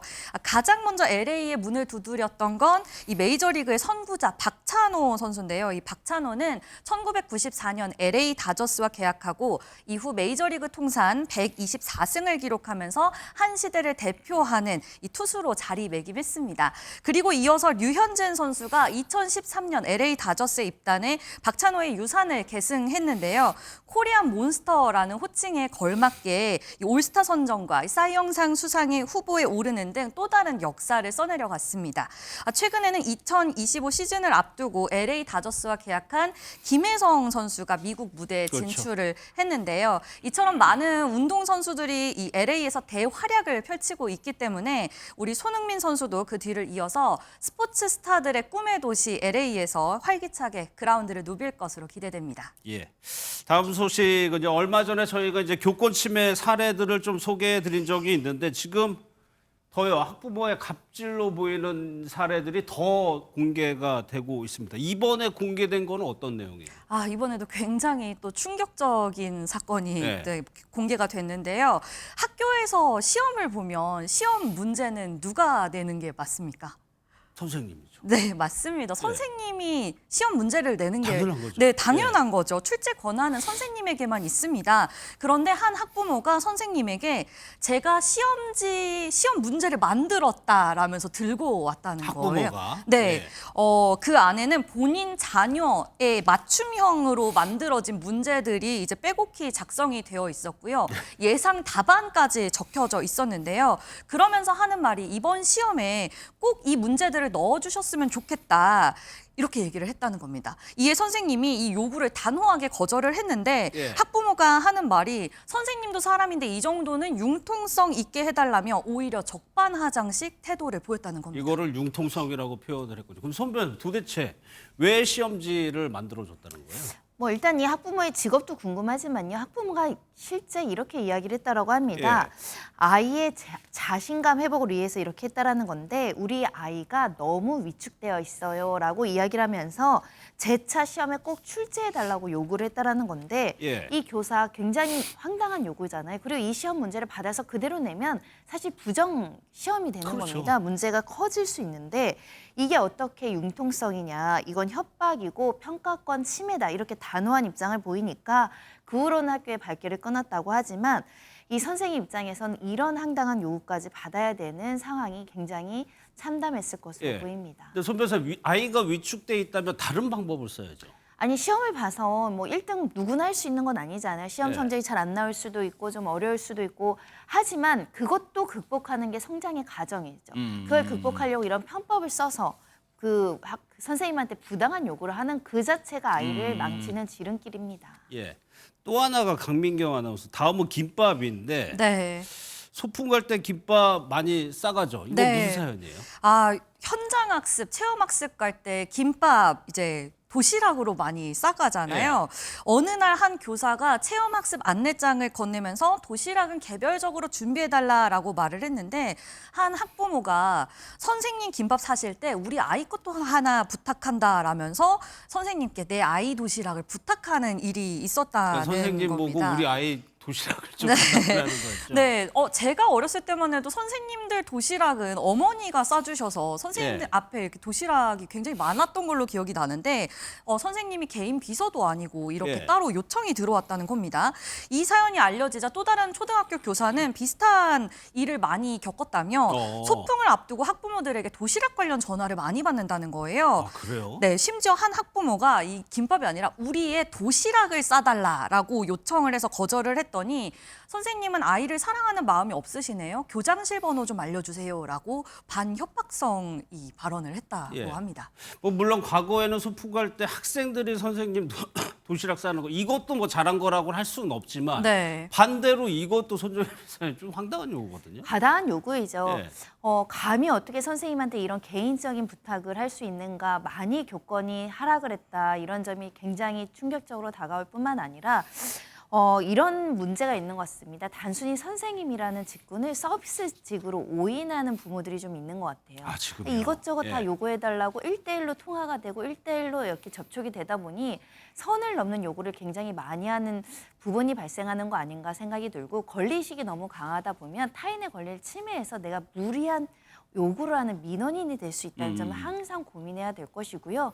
우리 법에도 아이의 보호자는 1차적으로 부모입니다. 본인이 김밥을 준비할 수 있잖아요. 그래야죠. 살 수 있잖아요. 지나친 요구라고 보입니다. 저희가 대표적인 것만 뽑았지만 충격적인 거 더 있습니다. 네, SNS상에서 이 학부모 민원들이 공개되면서 비슷한 사건이 있었는데요. 우리 아이가 학교에 신발 주머니를 놓고 갔으니 퇴근길에 신발 주머니 좀 챙겨다 달라, 이런 이야기도 있었고요.